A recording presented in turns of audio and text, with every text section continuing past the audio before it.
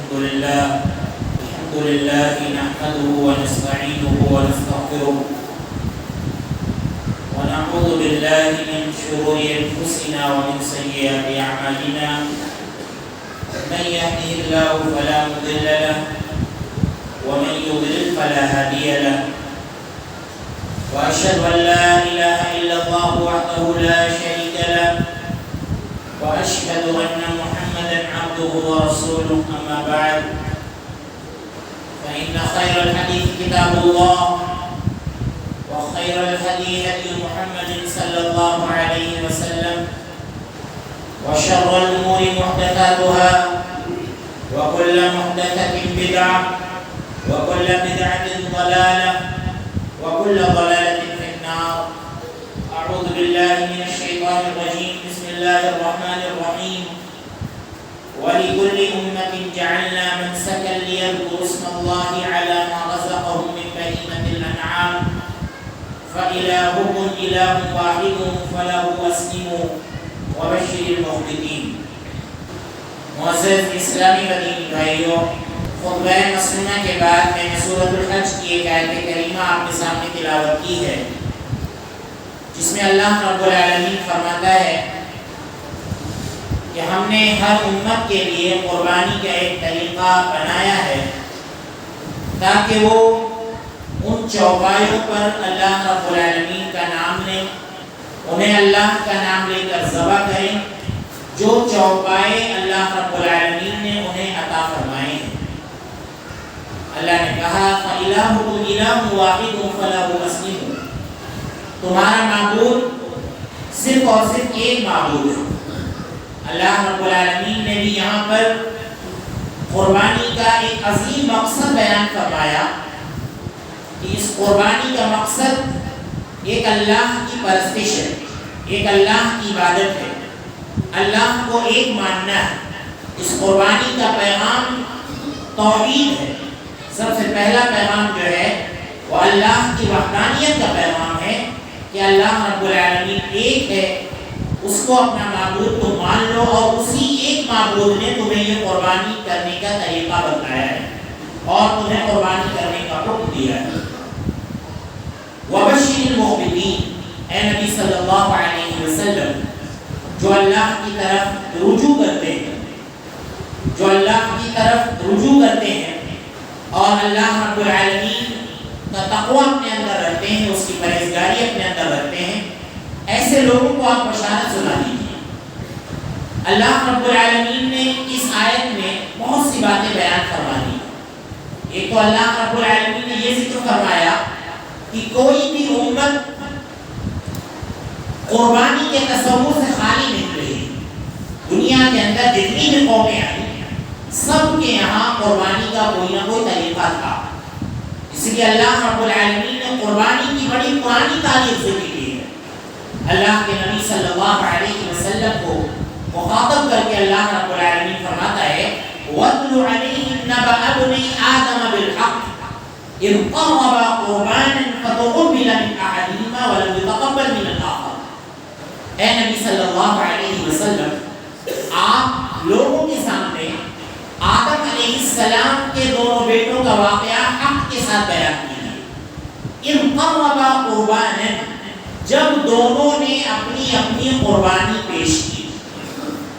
یہاں پر بھی آپ دیکھیں آدم علیہ السلام کے بیٹوں سے یہ قربانی ہوتی رہی ہے۔ اللہ رب العالمین نے یہ ذکر فرمایا۔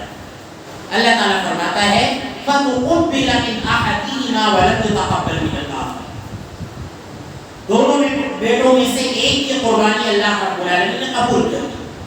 ذکر ملتا ہے کتابوں میں کہ حابیل کی قربانی کو اللہ رب العالمین نے قبول کر لی، کیونکہ اس نے دل کے تقوی کے ساتھ، پرہیزگاری کے ساتھ، اخلاص کے ساتھ اپنے ریوڑ میں سے سب سے اچھا جانور نکال کر اللہ رب العالمین کے راستے میں قربان کیا، اس لیے اللہ رب العالمین نے اس کو قبول کر لی۔ اور قابیل نے اپنی کھیتی کا سب سے ردی غلہ جو کھانے کے لائق نہیں تھا، وہ غلہ اس نے صدقہ کر کے اللہ رب العالمین کے راستے میں قربانی پیش کی۔ تو اللہ رب العالمین نے حابیل کی قربانی کو قبول کر لیا، جیسا کہ ذکر ملتا ہے وَلَمْ يُتَقَبَّلْ لیکن دوسرے کی قربانی کو قبول نہیں کیا، اللہ رب العالمین پر قربانی قبول کرنے کی شرط بیان کرتا ہے کہ کوئی بھی قربانی ہو، ہم اور آپ کو قربانی کرتے ہیں، اس کے لیے سب سے ضروری بات کیا ہے؟ اللہ تعالیٰ فرماتا ہے انما یتقبل اللہ من المتقین، یقیناً اللہ رب العالمین پرہیزگاروں کے قربانی کو قبول کرتا ہے، متقی لوگوں کی قربانی کو قبول کرتا ہے۔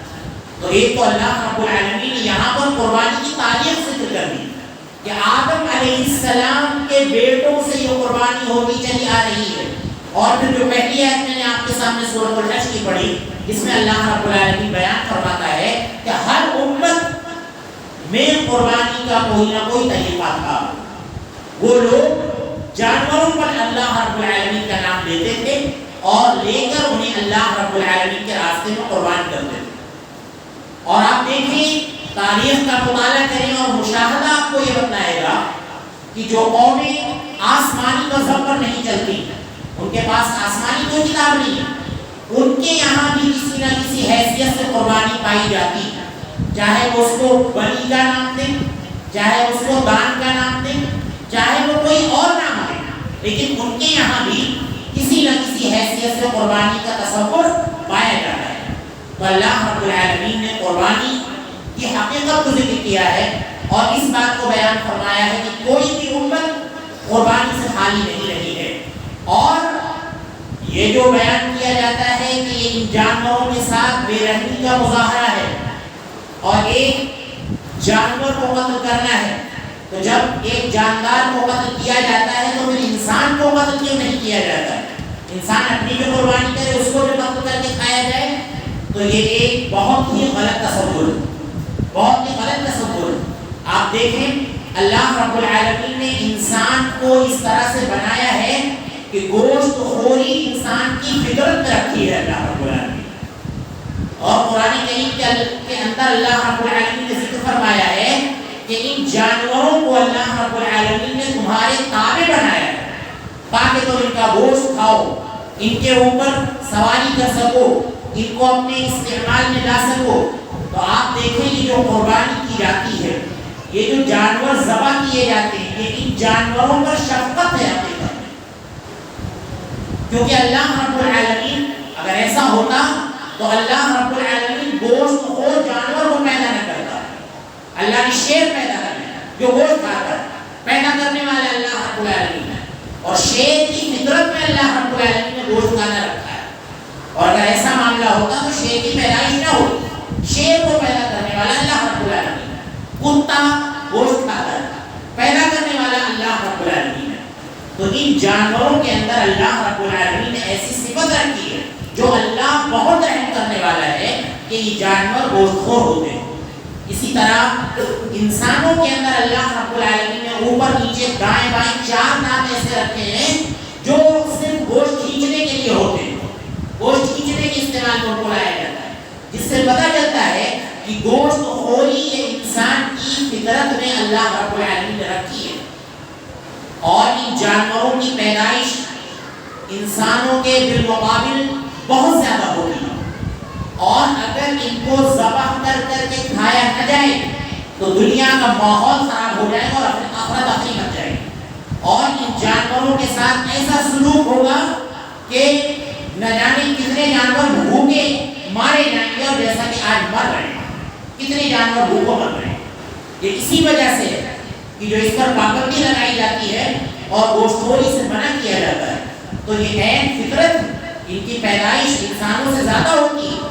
اور پھر آپ دیکھیں ایسے لوگ جو یہ کہتے ہیں کہ انسان کے اندر بھی جان ہے اور جانور کے اندر بھی جان ہے، تو انسان اپنے گھر کے کسی شخص کو کیوں نہیں ذبح کرتا، اس کو کیوں نہیں ذبح کر کے کھا جاتا، اس طرح کی بات کی جاتی ہے۔ آپ دیکھیں جانور کے اندر بھی جان ہے، انسان کے اندر بھی جان ہے، لیکن دونوں میں بڑا فرق ہے۔ جانور کی جان میں اور انسان کی جان میں بڑا فرق اللہ رب العالمین نے رکھا ہے۔ آپ دیکھیں جانور چلتا ہے، جانور جھک کر چلتا ہے، اور جانور کھونے میں باندھا جاتا ہے، جانور یا تو جنگل میں رہتا ہے یا پنجرے کے اندر رہتا ہے، لیکن انسان کا ایسا معاملہ نہیں۔ جانور کے اوپر سواری کی جاتی ہے، اس پر بوجھ لاتا جاتا ہے، اس پر سامان لاتا جاتا ہے، جبکہ انسان ایسا نہیں ہے، انسان کی سواری نہیں کی جاتی ہے۔ انسان پر بوجھ نہیں لادا جاتا ہے، انسان سے کوئی گاڑی نہیں کھنچوائی جاتی جانوروں کی طرح. تو انسان اور جانور کی جان میں بڑا فرق ہے. اگر یہی بات ہوگی تو پھر جانور کا دودھ پینا بھی ہمارے لیے جائز نہ ہوتا، کیونکہ وہ حق جانور کے بچوں کا ہے، ہم اسے پی رہے ہیں. حقیقت تو جانور کے بچوں کا ہے. اگر یہی بات ہوتی تو جانور کی سواری کرنا جائز نہ ہوتا. تو کہنے کا مطلب یہ ہے کہ اس بارے میں بہت کچھ بیان کیا جا سکتا ہے. گوشت خوری جو ہے یہ انسان کی فطرت میں داخل ہے، انسان کی فطرت میں داخل ہے. انشاءاللہ کسی اور موقع سے اس کو بیان کیا جائے گا. بہرحال مختصر ہم نے اس لیے یہاں پر ذکر کیا کہ یہ باتیں آتی رہتی ہیں اور اس طرح کی باتیں روز ہوتی رہتی ہیں تو ان کا آسان انداز میں جواب دیا جا سکے. بہرحال ہمارا موضوع ہے قربانی کی اہمیت کو بیان کرنا اور قربانی کے بعض مسائل کا ذکر کرنا.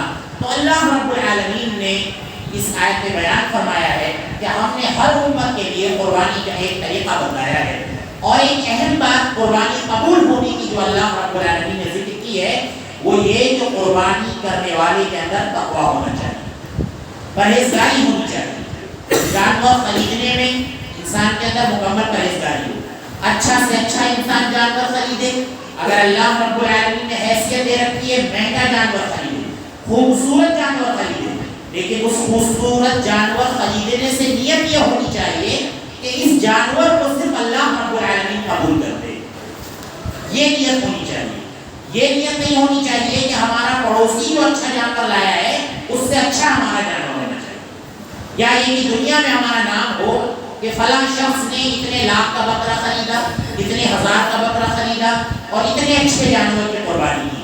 اگر یہ نیت ہے تو ہم سمجھ لیں کہ ہمارا دل تقوی سے خالی ہے، ہمارا جو اندرون ہے وہ تقوی اور پرہیزگاری سے خالی ہے. تو سب سے پہلے قربانی کرنے والا اپنے اندر تقوی پیدا کرے، پرہیزگاری پیدا کرے. انہی آیتوں کے ذکر میں اللہ رب العالمین نے آگے فرمایا لَن يَنَالَ اللَّهَ لُحُومُهَا وَلَا دِمَاؤُهَا وَلَكِنْ يَنَالُهُ التَّقْوَىٰ مِنكُمْ. کہ اللہ رب العالمین کے یہاں قربانی کا گوشت نہیں پہنچتا ہے، اللہ رب العالمین کے یہاں قربانی کا خون نہیں پہنچتا ہے. وَلَكِنْ يَنَالُهُ التَّقْوَىٰ مِنكُمْ. لیکن اللہ رب العالمین کے یہاں تو تمہارا تقویٰ پہنچتا ہے، تمہاری پرہیزگاری پہنچتی ہے کہ قربانی کرنے میں تمہارے اندر تقویٰ کی، تمہارے اندر پرہیزگاری کی چیز یہ اللہ رب العالمین کے یہاں پہنچتا ہے. باقی گوشت ہم کھا لیتے ہیں، دوستوں میں دے دیتے ہیں، بانٹ لیتے ہیں، بہتا ہوا خون بہ جاتا ہے اور جو جمع ہوا خون ہوتا ہے تیلی اور کلیجی کی شکل میں اس کو ہم کھا لیتے ہیں. تو اللہ رب العالمین کے یہاں قربانی کا کچھ نہیں پہنچتا ہے، بس یہ کہ ہمارا تقویٰ، ہماری پرہیزگاری یہ اللہ رب العالمین کے یہاں پہنچتی ہے. اللہ کے نبی صلی اللہ علیہ وسلم نے فرمایا کہ یہ قربانی جو ہے سنت ابیکم ابراہیم، تمہارے باپ ابراہیم علیہ السلام کی سنت ہے. تو یہ قربانی ابراہیم علیہ السلام کی سنت، انشاءاللہ اس کا ذکر کل آپ کے سامنے آئے گا خطبے میں انشاءاللہ. تو یہ ابراہیم علیہ السلام کی سنت ہے جس کو نبی صلی اللہ علیہ وسلم نے زندہ رکھا. اللہ کے نبی صلی اللہ علیہ وسلم قربانی کا بڑا اہتمام فرمایا کرتے تھے اور آپ کی اتباع میں صحابہ کرام کہتے ہیں کہ كنا نسبغ الاضاحی علی عہد رسول اللہ صلی اللہ علیہ وسلم. ہم لوگ اللہ کے نبی صلی اللہ علیہ وسلم کے زمانے میں قربانی کے جانوروں کو کچھ پہلے اپنے گھروں میں لے آتے تھے اور ان کو کھلا کھلا کر حربہ حربہ کیا کرتے، گوٹا تازہ کیا کرتے. تو یہ اہتمام اللہ کے نبی صلی اللہ علیہ وسلم کے یہاں صحابہ کرام کیا پائے جاتے، کیونکہ قربانی کی ایسی اہمیت ہے کہ اللہ رب العالمین نے قرآن کریم کے دو مقامات پر اس کو نماز کے ساتھ جوڑا. اللہ رب العالمین نے فرمایا اِنَّا أَعْطَيْنَاكَ الْكَوْثَرَ فَصَلِّ لِرَبِّكَ وَانْحَرْ. اے نبی صلی اللہ علیہ وسلم ہم نے آپ کو حوض کوثر یا ہم نے آپ کو خیر کثیر عطا فرمایا ہے، لہذا اس کے نتیجے میں آپ اپنے رب کے لیے نماز پڑھیے اور محنت کیجیے، قربانی کیجیے. اللہ رب العالمین نے کہا اپنے نبی سے قربانی کرنے کے لیے. اور دوسری آیت میں فرماتا ہے اللہ رب العالمین قُلْ إِنَّ صَلَاتِي وَنُسُكِي وَمَحْيَايَ وَمَمَاتِي لِلَّهِ رَبِّ الْعَالَمِينَ. پہلی آیت میں فَصَلِّ لِرَبِّكَ کے ساتھ وَانْحَرْ کو جوڑا، اور یہاں پر بھی اللہ رب العالمین کہتا ہے اے نبی آپ کہہ دیجیے قُلْ إِنَّ صَلَاتِي، میری نماز، میری قربانی، میرا جینا، میرا مرنا سب اس اللہ کے لیے ہے جو تمام جہانوں کا پالنہار ہے. پر بھی آپ دیکھیں نماز کے ساتھ قربانی کا ذکر کیا گیا. تو اسی اہمیت کے پیش نظر اللہ کے نبی صلی اللہ علیہ وسلم اور صحابہ کرام قربانی کا بڑا اہتمام کیا کرتے تھے. اللہ کے نبی صلی اللہ علیہ وسلم جب قربانی کا جانور خریدتے تھے تو عام طور سے آپ 2 جانور خریدتے تھے اور وہ دونوں جانور چٹ کبرے ہوا کرتے تھے. عام طور سے 2 رنگ کے ہوا کرتے تھے. 2 رنگ کے جانور ذرا خوبصورت معلوم ہوتے ہیں. پورا جانور کالا ہے، اگر پیر کا کچھ حصہ سفید ہے یا پیشانی پر سفیدی ہے یا بدن میں اور کی جگہ سفیدی ہے تو جانور ذرا خوبصورت معلوم ہوتا ہے. تو اللہ کے نبی صلی اللہ علیہ وسلم ایسا جانور خریدا کرتے تھے. اسی لیے روایت میں آتا ہے، اسی طرح سے روایت میں آتا ہے کہ اللہ کے نبی صلی اللہ علیہ وسلم خصی جانور خریدا کرتے تھے. اس سے پتہ چلتا ہے کہ خصی جانور کی قربانی بالکل جائز اور درست ہے، بلکہ بہتر یہ ہے کہ خصی جانور ہو، کیونکہ اگر جانور خصی نہیں ہے تو اس کے گوشت سے بدبو آ سکتی ہے، لذیذ نہیں ہوتا ہے اس کا گوشت. تو اللہ کے نبی صلی اللہ علیہ وسلم خصی جانور کی قربانی کیا کرتے تھے. اور ایک قوم طبقہ یہ کہتا ہے کہ خصی جانور سے جانور عیبدار ہو جاتا ہے، تو ان کی بات بالکل بھی قابل توجہ نہیں. خصی جانور سے جانور عیبدار نہیں ہوتا ہے بلکہ اچھا ہو جاتا ہے. تو اللہ کے نبی صلی اللہ علیہ وسلم خصی جانور کی قربانی کیا کرتے تھے اور خصی جانور قربانی کے لیے خریدا کرتے تھے. اللہ کے نبی صلی اللہ علیہ وسلم نے قربانی کے جانور کے تعلق سے فرمایا لا تذبحوا الا مسنہ، کہ قربانی کے جانور میں صرف اور صرف دانتا جانور ہی ذبح کیا جا سکتا ہے. مسنہ مطلب دانتا جانور. اور 8 جانوروں کا ذکر اللہ رب العالمین نے پالتو جانوروں میں سے کیا ہے، انہی جانوروں کی قربانی کی جا سکتی ہے. اللہ رب العالمین فرماتا ہے 8 ازواج، 8 قسم کے جانور ہیں جن کی قربانی کی جائے گی. من الضأن اثنین ومن المعز اثنین، بکرے میں نر اور مادہ، اسی طرح دمبے اور بھیڑ میں نر اور مادہ، یہ 4 ہو گئے. ومن الابل اثنین ومن البقر اثنین، گائے میں نر اور مادہ، اونٹ میں نر اور مادہ. یہ 4 جانور ہو گئے کہ جن کو قربانی کے طور پر ذبح کیا جا سکتا ہے. مذکر مؤنث ملا کر 8 جانور ہو گئے، نر اور مادہ ملا. اور اللہ کے نبی صلی اللہ علیہ وسلم نے فرمایا کہ ان جانوروں کا مسنہ ہونا ضروری ہے. مسنہ کا مطلب ہوتا ہے کہ جانور دانتا. اور جہاں تک عمر کا معاملہ ہے کہ کتنی عمر میں ان جانوروں کے دانت چھڑ جاتے ہیں یعنی دانتا ہو جاتے ہیں، تو بکری جو ہے عام طور سے 1 سال کی عمر کی ہو جائے بکرا یا بکری تو وہ دانتا ہو جاتی ہے عام طور سے. لیکن پھر بھی ہمیں دیکھنا ضروری ہے کہ وہ دانتا ہے کہ نہیں. اور اسی طرح سے گائے کا بچہ 2 سال کا ہو جاتا ہے تو دانتا ہو جاتا ہے. اور اونٹ یہ 5 سال میں عام طور سے دانتا ہو جاتا ہے. ہاں دمبے کے تعلق سے اللہ کے نبی صلی اللہ علیہ وسلم نے بس یہ اجازت دی ہے کہ اگر تمہیں یہ جانور جو 3 جانور ہیں یہ ملنا دشوار ہو جائے فَتَذْبَحُوا جَزْعَةً مِّنَ الضَّأْنِ، تو تم ضان یعنی 6 مہینے کا دمبا ذبح کر سکتے ہو. بھیڑ کا 6 مہینے کا بچہ تم ذبح کر سکتے ہو اگر یہ ملنا دشوار ہو جائے. تو بھیڑ اور دمبے میں تو آپ نے اجازت دی ہے، باقی یہ جو 3 جانور ہیں ان کا دانتا ہونا ضروری ہے کیونکہ اللہ کے نبی صلی اللہ علیہ وسلم نے تاکید کے ساتھ اس کا ذکر فرمایا. 4 عیوب کا اللہ کے نبی صلی اللہ علیہ وسلم نے خاص طور سے ذکر فرمایا ہے کہ ان کی قربانی جائز و درست ہے ہی نہیں. اگر یہ عیب پائے جاتے ہیں جانور کے اندر تو ان کی قربانی جائز و درست ہے ہی نہیں. اللہ کے نبی صلی اللہ علیہ وسلم نے فرمایا اربع لا تجوز فی الاضاحی، کہ 4 قسم کے جانور ایسے ہیں جو قربانی میں جائز اور درست ہے ہی نہیں. آپ صلی اللہ علیہ وسلم نے فرمایا العوراء البین عورها، ایسا کانا جس کا کانا پر بالکل واضح ہو، ایسا بھینگا ہو یا کانا ہو کہ دیکھنے میں کانا نظر آ رہا ہو، ایک آنکھ پھوٹ گئی ہو، یا یہ کہ بھینگا اس طرح سے ہو کہ دیکھ رہا ہو کدھر اور نظر آ رہا ہو کدھر، دیکھنے میں ایسا لگ رہا ہو، تو ایسے جانور کی قربانی جائز و درست ہے ہی نہیں. اور اللہ کے نبی صلی اللہ علیہ وسلم نے فرمایا والعوجاء البین ضربها، ایسا لنگڑا جس کا لنگڑا پن بالکل ظاہر ہو. ایک جانور تھا آپ لائے تھے، وہ کہیں لڑ گیا یا اس کی ٹانگ ٹوٹ گئی، مرہم پٹی کی پلاسٹر چڑھایا وہ صحیح ہو گیا، اب الحمدللہ بالکل صحیح ہو گیا، پتہ ہی نہیں چل رہا کہ یہ لنگڑا بھی ہے، تو ایسا اگر جانور ہے تو کوئی بات نہیں، اس کی قربانی جائز ہے۔ لیکن لنگڑا جانور ہے، لنگڑانے لگا اور دیکھنے میں نظر آ رہا ہے اس کا لنگڑا پر بالکل واضح ہے، تو اللہ کے نبی صلی اللہ علیہ وسلم نے فرمایا کہ ایسے لنگڑے جانور کی قربانی جائز اور درست نہیں ہے۔ والمریضہ البین مرضھا، تیسرا ایسا جانور، ایسا بیمار جانور کہ جس کی بیماری بالکل واضح ہو، اسے تیز بخار ہے، تو دیکھنے میں لگ رہا ہے کہ اس کو تیز بخار ہے، یا دست وغیرہ اسے آ رہے ہیں تو پتہ چلنے لگا کہ اس کے دست آ رہے ہیں، کوئی بھی بیماری اسے اور دیکھنے میں وہ بیماری معلوم ہو، اللہ کے نبی صلی اللہ علیہ وسلم نے فرمایا کہ ایسے جانور کی قربانی جائز اور درست نہیں۔ اسی طرح تیسرا جانور والکثیرہ التی لا ترتی، اور ایسا بوڑھا جانور، ایسا عمردار جانور کہ جس کے اندر بوڑھا نہ ہو، اتنی عمر کا ہو گیا ہے کہ صرف ہڈیاں ہڈیاں نظر آ رہی ہیں، بہت معمولی اس کے اندر گوشت ہے، بوڑھا ہے ہی نہیں، اللہ کے نبی صلی اللہ علیہ وسلم نے فرمایا کہ ایسے جانور کی قربانی جائز اور درست نہیں۔ تو یہ چار جانور ہیں جن کی قربانی جائز اور درست نہیں ہے، لہذا اس کا ہمیں اور آپ کو خیال کرنا چاہیے۔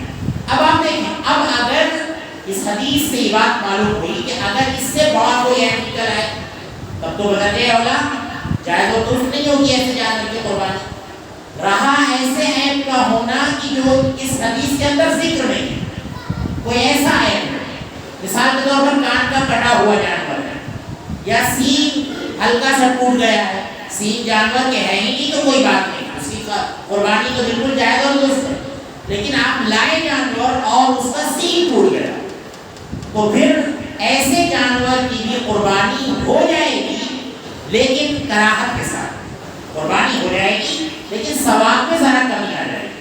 تو چار عیوب جو ذکر کیے گئے ان کے رہتے ہوئے تو قربانی ہوگی نہیں، ان کے علاوہ ان سے کوئی چھوٹا ہے مگر جانور کے اندر ہے تو قربانی ہو جائے گی، لیکن ثواب میں ذرا کمی واقع ہوگی۔ تو بہتر یہی ہے کہ اچھا اور عمدہ جانور اور بے عیب جانور قربانی کے لیے خریدا جائے۔ تو یہ تو بات رہی جانور کے تعلق سے۔ اب آپ دیکھیں ان میں جو دو چھوٹے جانور ہیں، دنبا ہے بھیڑ ہے، یا اسی طرح سے بکری بکرا ہے، تو ابو ایوب انصاری رضی اللہ عنہ کی حدیث میں ہے کہ کان الرجل یضحی بالشاة عنه عن آل بیتہ علی عہد رسول اللہ صلی اللہ علیہ وسلم، اللہ کے رسول صلی اللہ علیہ وسلم کے زمانے میں ایک شخص اپنی طرف سے اور اپنے گھر والوں کی طرف سے ایک چھوٹا جانور قربان کیا کرتا تھا، ایک چھوٹا جانور قربان کیا کرتا تھا، بکری یا بکرا۔ پتہ یہ چلا یہ چھوٹا جانور انسان کے خود کی طرف سے اور اس کی فیملی کی طرف سے کافی ہوگا، یہ طریقہ ہے قربانی کا۔ تو اب جو ہے معاملہ یہ کہ فیملی کسے کہتے ہیں، تو فیملی کا اطلاق ان تمام لوگوں پر ہوتا ہے کہ جو آپ کے ساتھ رہتے ہیں، جن کا کھانا ایک ساتھ پکتا ہے، ایک ساتھ چولہا جلتا ہے، ایک ساتھ کھاتے ہیں، تو وہ سب فیملی میں آتے ہیں۔ اب ایک جانور اگر ان کی طرف سے ہو گیا قربان تو وہ پوری فیملی کی طرف سے وہ جانور کافی ہے۔ اور اگر الگ الگ رہنے لگے، ایک باپ کے کئی ایک بیٹے ہیں، سب الگ الگ رہتے ہیں، تو جیسا کہ قربانی کا حکم ہے کہ سنت مؤکدہ، حکم میں اختلاف ہے، بعض لوگوں نے فرض اور واجب کا، بعض میں سنت مؤکدہ، لیکن درست اور صحیح بات علماء کے صحیح ترین قول کے مطابق یہ ہے کہ اللہ کے نبی کی تاکیدی سنت ہے، جس کو علماء نے ذکر کیا ہے کہ بلا وجہ کوئی نہیں چھوڑ سکتا پر کرنا ہی چاہیے، کیونکہ ایک حدیث میں اللہ کے نبی نے فرمایا کہ جس کے پاس قربانی کی طاقت ہے اور قربانی نہیں کرتا ہے فلا يقربن مصلی، تو ایسا شخص ہماری عیدگاہ میں قریب نہ آئے۔ تو سخت تاکید ہے، آپ یہ کیا ہے، لہذا اگر الگ الگ لوگ رہ رہے ہیں، الگ الگ ان کا کھانا بن رہا ہے اور ان کے پاس استطاعت ہے، طاقت ہے، تو ان کو اپنی قربانی الگ کرنی چاہیے۔ تو یہ تو چھوٹے جانور کا معاملہ ہے، اور بڑا اگر جانور ہے، اونٹ ہے، گائے ہے، تو اس کے اندر 7 لوگ شریک ہو سکتے ہیں، 7 حصے اس میں ہو سکتے ہیں۔ اور حصوں کے تعلق سے جو توجہ آج کل نہیں دی جاتی، ہمیں اور آپ کو توجہ دینی چاہیے کہ ہمارا حصہ جو ہم نے لیا ہے وہ جانور کہاں ذبح ہوگا، اس کے تعلق سے آپ نے کوئی جانکاری حاصل کر لی ہے یا نہیں کر لی، یہ معاملہ ہے، کیونکہ ذکر آتا ہے کہ اس تعلق سے بڑا فراڈ بھی ہونے لگا ہے، لوگ پیسے دیتے رہے ہیں، پتہ نہیں کہاں پیسہ دیا، کس کو دیا، بھائی گوشت آپ کے گھر آیا یا نہیں آیا، صدقہ کر دیا گیا، گوشت آنا ضروری نہیں ہے۔ تو بہتر تو یہی ہے کہ جو حصہ اس لیے لگائے گئے ہیں ساتوں لوگ وہاں پر موجود رہے، کیونکہ ایک مسئلہ یہ بھی آتا ہے کہ ان ساتوں میں سے اگر کوئی مشرک ہے جس کا شرک بالکل واضح ہے تو سمجھ لیں کہ آپ کی قربانی بھی داؤ پر لگ گئی۔ جو 7 لوگ ہیں ان سب کا توحید والا ہونا ضروری ہے، قبر پرست نہ ہو، قبروں پر جا کر سجدے کرنے والے نہ ہو، یہ معاملہ ہے۔ تو بہتر یہ ہے کہ جو 7 لوگ ہیں ان کے بارے میں آپ کو بھی بتاؤ کہ ہمارے جانور کے 7 لوگ کون کون شریک ہیں، اور بہتر یہ ہے کہ اپنی قربانی کے وقت وہاں پر موجود رہا جائے، ذبح ہوتے وقت وہاں پر موجود رہا جائے، کیونکہ اللہ کے نبی صلی اللہ علیہ وسلم کے بارے میں آتا ہے کہ آپ نے 63 اونٹ حج کے موقع پر 63 اونٹ اللہ کے نبی صلی اللہ علیہ وسلم نے اپنے ہاتھ سے ذبح کیے تھے، اور 73 اونٹ میں حضرت علی رضی اللہ عنہ کو اپنا نائب بنایا۔ تو یہ اللہ کے نبی صلی اللہ علیہ وسلم کا معاملہ تھا۔ تو بہتر یہ ہے کہ قربانی کرنے والا وہ چھری چلائے یا وہاں پر کم از کم موجود رہے، یہ اللہ کے نبی صلی اللہ علیہ وسلم سے پتہ چلتا ہے آپ کے اسوے سے۔ اور ایک مسئلہ اس کے تعلق سے بہت سوال ہوتا ہے، بہت پوچھا جاتا ہے، مردے کی طرف سے قربانی، میت کی طرف سے قربانی۔ تو اس تعلق سے آپ یہ جان لیں کہ اہل علم کا اس بارے میں اختلاف ہے۔ کچھ نے کہا ہے کہ قربانی کر سکتے ہیں، مستقل قربانی، کچھ نے کہا ہے کہ گھر میں جو قربانی ہو رہی ہے اس میں گھر کے مردے بھی شریک ہیں، اور کچھ نے کہا ہے کہ قربانی کی جائے لیکن پورا گوشت صدقہ کر دیا جائے۔ یہ 3 طرح کی باتیں ملتی ہیں۔ تو اس تعلق سے جو زیادہ صحیح بات جو مطالعے سے معلوم ہوئی ہے اور علماء کو پڑھنے سے معلوم ہوئی ہے وہ یہی کہ مستقل قربانی کرنا میت کی طرف سے ایک جانور باضابطہ عید الاضحیٰ میں ذبح کرنا، ایسا اللہ کے نبی صلی اللہ علیہ وسلم سے ثابت ہے، کیونکہ آپ صلی اللہ علیہ وسلم نے مدینے میں قربانی کی، اور اس سے پہلے حضرت خدیجہ کا انتقال ہوا اور بھی صحابہ کرام کا انتقال ہوا۔ اللہ کے نبی صلی اللہ علیہ وسلم نے ان کی طرف سے قربانی کی ہو، ایسا آپ صلی اللہ علیہ وسلم سے کہیں ملتا ہے۔ تو بہتر یہ ہے میت کی طرف سے مالی عبادت میں صدقے کا ذکر ہے کہ زیادہ سے زیادہ صدقہ کیا جائے، اور اگر قربانی ہمارے گھر میں ہو رہی ہے، بیٹا قربانی کر رہا ہے تو باپ کو خود بہت ثواب ملے گا، اور اسی طرح سے جن لوگوں کا اس کی تربیت میں ہاتھ رہا ہے سب کو خود بہت ثواب ملے گا۔ لہٰذا باضابطہ الگ سے ایک قربانی میت کے لیے کرنا، یہ جو ہے اللہ کے رسول صلی اللہ علیہ وسلم سے صحیح دلیل کے ساتھ ثابت نہیں ہے، تو اس کا بھی ہمیں خیال کرنا چاہیے۔ قربانی کے آداب بہت سے ہیں، اللہ کے نبی صلی اللہ علیہ وسلم ان آداب کا بڑا خیال کیا کرتے تھے۔ آپ صلی اللہ علیہ وسلم قربانی کرتے تھے تو ذکر ملتا ہے سما و کبرا، آپ بسم اللہ پڑھتے تھے، اللہ اکبر کہتے تھے۔ اس میں سے آپ سمجھ لیں صرف بسم اللہ پڑھنا ضروری ہے، اللہ اکبر اس کے ساتھ کہنا مستحب ہے، اور پھر اس کے بعد کی جو کلمات ہیں آپ دل میں، آپ اپنی زبان میں کہہ سکتے ہیں کہ اللہ اس قربانی کو میری طرف سے اور میرے گھر والوں کی طرف سے قبول کر لیں۔ آپ یہ کہہ کے چھری چلا سکتے ہیں، بسم اللہ اللہ اکبر کہیں اور یہ بات کہہ کے آپ چھری چلا سکتے ہیں۔ اور اگر آپ عربی زبان میں کہنا چاہتے ہیں تو آپ یہ کہہ سکتے ہیں اللہم ھذا منک ولد اللہم تقبل منی ومن آل بیتی، یہ کہہ کے چھری چلا دیں۔ اور اگر کوئی کسی کی طرف سے قربانی کر رہا ہے، چھری چلا رہا ہے، تو اللہم تقبل من فلان، فلاں کا نام لے لو، ومن آل بیتی، یہ کہہ کے اس پر چھری چلا سکتا ہے۔ تو اس طرح سے قربانی ذبح کی جا سکتی ہے، اور اللہ کے نبی صلی اللہ علیہ وسلم نے قربانی کے جانور کے ساتھ پورا رحم کرنے کا حکم دیا کہ رحم و کرم کا اس کے ساتھ معاملہ کیا جائے۔ ایسا نہ ہو کہ ایک حصہ پکڑ لیا جائے ذبح کرنے کا حصہ اور باقی جانور اچھلتا رہے، تڑپتا رہے، یہ بالکل سمجھ لیجیے کہ رحم کے خلاف ہے۔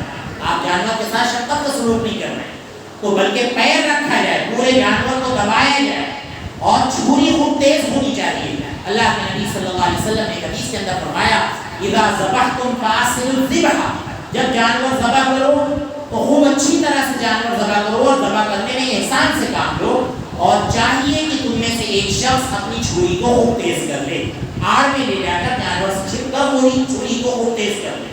خوب تیز چھری ہونی چاہیے کہ قربانی کرنے میں، ذبح کرنے میں زیادہ وقت نہ لگے، جلدی سے وہ جانور قربان ہو جائے۔ تو اس کا ہمیں اور آپ کو بہت خیال کرنا چاہیے۔ اس کے بعد قربانی ہو گئی، اب قربانی کے گوشت کا مفرد جو ہے اللہ رب العالمین فرماتا ہے فَكُلُوا مِنْهَا وَأَطْعِمُوا الْقَانِعَ وَالْمُعْتَرَّ، کہ قربانی کا گوشت خود کھاؤ، اور جو غریب نادار مفلس निकाल है उसको खिलाओ।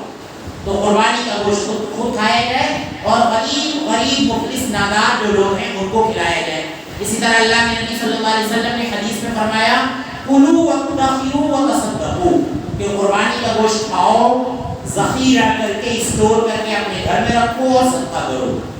तो शुरू में मामला ये था, जब शुरू कुर्बानी होती थी तो अल्लाह के नबी सल्लल्लाहु अलैहि वसल्लम ने मना कर दिया था और आपने ये कह दिया था कि जितना गोश्त तुमको खाना है खाओ, बाकी जमा करके स्टोर करके ना रखो, सब सदका कर दो, दूसरों को दे दो।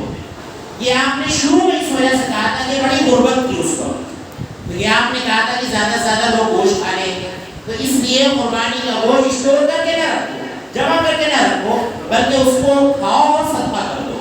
लेकिन बाद में अल्लाह के नबी सल्लल्लाहु अलैहि वसल्लम ने फरमाया कि अब तुम कुर्बानी का गोश्त अपने घर में ज़ख़ीरा करके भी रख सकते हो। अरब में क्या होता था, इसको सुखा लिया जाता था कुर्बानी के गोश्त को, और फिर इसको रख दिया जाता था, कुछ दिनों तक चल जाता था। और आज अल्हम्दुलिल्लाह अल्लाह रब्बुल आलमीन ने हमें और आपको फ्रिज की नेमत से नवाजा है, तो इसमें हम गोश्त को कई दिनों तक स्टोर करके हम खा सकते हैं। इब्न मसऊद रज़ियल्लाहु अन्हु से ये जिक्र मिलता है कि बेहतर ये है कि कुर्बानी के गोश्त के 3 हिस्से बनाए जाएं। एक हिस्सा खुद के खाने के लिए रखा जाए और एक हिस्सा पास पड़ोस के लोगों को और अपने यार दोस्त को, रिश्तेदारों को दिया जाए और एक हिस्सा गरीबों पर सदका कर दिया जाए, तो ये बेहतर है। बाकी इसमें कमी ज्यादती की जा सकती है, इसकी गुंजाइश है। आप ज्यादा खा लें कम सदका करें, आप ज्यादा सदका कर दें कम खाएं, आप ज्यादा हदिया कर दें कम घर में रखें, तो इन सारी चीज़ों की गुंजाइश है। तो बेहतर यह है कि 3 हिस्से बना लें, खुद खाएं, एक हदिया करें और इसी तरह से एक जो है गरीबों में तकसीम कर दें। हज़रत अली रज़ियल्लाहु अन्हु फरमाते हैं कि अल्लाह के नबी सल्लल्लाहु अलैहि वसल्लम ने हमें कुर्बानी के जानवरों का जिम्मेदार बनाया और हमें ये खास हिदायत की कि हम कस्साब को, यानी कसाई जो कुर्बानी कर रहा है, बोटियां बना रहा है, उसे कुर्बानी की कोई चीज़ मजदूरी में ना दें। कुर्बानी की कोई चीज़ आप मजदूरी में नहीं दे सकते। खाल, ओझड़ी, इसी तरह से उसका गोश्त, कुछ भी आप उसे उजरत के तौर पे, मजदूरी के तौर पे नहीं दे सकते। खाल आप सदका करते हैं या खुद इस्तेमाल करें, ओझड़ी आप सदका करते हैं, धोकर उसे खा लें, खुद इस्तेमाल कर लें, किसी को दे दें। इसी तरह से गोश्त का भी मामला है, लेकिन उजरत मजदूरी नहीं दे सकते। मजदूरी के ताल्लुक से हज़रत अली फरमाते हैं अल्लाह के नबी सल्लल्लाहु अलैहि वसल्लम ने कहा कि उसे हम अपने पास से दें, अपने पास से उजरत नहीं दे सकते। हाँ, बतौर हदिया के आप दे सकते हैं कि उस कस्साब से आपका ताल्लुक है, आपका दोस्त है, आपका जानने वाला है, उसको हदिये के तौर पर आप अगर देना चाहें तो दे सकते हैं, लेकिन उजरत के तौर पर उसे गोश्त या कुछ भी देना कुर्बानी से ये जायज़ और दुरुस्त नहीं है। तो ये कुर्बानी के गोश्त का मामला है, तो इस ताल्लुक से भी हमें ख्याल करना चाहिए। और इसी तरह से उसका जो भी फुसला निकलता है, या ये कि चमड़ा कोई लेता नहीं है, फरोख्त नहीं होता है, आप खुद इस्तेमाल नहीं कर रहे, उसको भी अगर आपको कहीं फेंकना है या डालना, या उसकी जो भी चीज़ें आपको कहीं फेंकनी है, तो इस बात का आप खास ख्याल रखें। हुकूमत की तरफ से भी ये हिदायत है कि आप रास्ते में न डालें, कहीं ऐसी जगह न डालें कि लोगों को एतराज़ हो। उसका बेहतरीन मसलन ये है कि आप उसको ज़बह कर दें, आप उसको ज़बह कर दें, आप उसको दफन कर दें, आप उसको दफन करते मिट्टी को ऐसे ही कहीं उसको न डालें, या ऐसी जगह डालें जहाँ पर लोगों को एतराज़ ना हो। तो इस बात का भी खास ख्याल करना चाहिए। हमारे मज़हब ने सफाई सुथराई को आधा ईमान कहा है, आधा दीन कहा है, इसका हमें और आपको ख्याल करना चाहिए। एक और मसला है कि जो रह गया है वो ये कि क्या औरत ज़बह कर सकती है जानवर के नहीं? तो सहाबा इकराम से मिलता है कि सहाबा इकराम की बीवियाँ भी जो है जानवर को ज़बह किया करती थी, छुरी चलाया करती थी। और एक औरत के बारे में आता है कि उसकी बकरी मरने वाली थी, तो उसने जल्दी से ज़बह कर दिया। खबर अल्लाह के नबी सल्लल्लाहु अलैहि वसल्लम को मिली, तो आप सल्लल्लाहु अलैहि वसल्लम ने कहा कि उसका गोश्त तुम लोग खा सकते हो, उसका गोश्त खाया जा सकता है। तो इस तरह से औरत का ज़बीहा भी हलाल और जायज़ और दुरुस्त है, वो भी ज़बह कर सकती है। तो ये बाज़ मसाइल थे कुर्बानी के जो मैंने आपके सामने मुख्तसर अंदाज में जिक्र कर दिए हैं। हो सकता है कि कोई मसला ना आया हो, कोई इश्काल हो, तो आप जो है उन मसाइल को मालूम कर सकते हैं। और अभी कल का भी खुतबा है जो कुर्बानी से पहले होना है, इंशाअल्लाह अगर कोई बात रह गई होगी तो हम वहाँ पर इंशाअल्लाह बयान कर देंगे। अल्लाह रब्बुल इज़्ज़त हमें इन बातों को समझने की और इन पर अमल करने की तौफीक अता फरमाए। अल्लाह रब्बुल आलमीन हमें قربانی کے احکام مسائل کو سمجھ کر سنت کے مطابق ہمیں قربانی کرنے کی توفیق عطا فرمائے. اللہ تعالیٰ ہمیں قربانی کے مقصد کو سمجھ کر اس پر عمل کرنے کی توفیق عطا فرمائے. اللہ رب العزت ہمیں شرک و بدعات سے محفوظ فرمائے. اللہ تو ہمیں ہمارے درمیان سے شرک کا خاتمہ فرما دے. اللہ جن بھائیوں نے دعا کی گزارش کی ہے اور جنہوں نے دعا کی گزارش نہیں کی ہے, اللہ ان کی تمام تمناؤں کو قبول فرما. اگر وہ بیمار ہیں تو انہیں شفا کاملہ عاجلہ عطا فرما. بہت سے بھائی ہیں جن کے گھر میں کچھ لوگ انتقال کر گئے ہیں, انہوں نے خاص گزارش کی ہے دعا کی.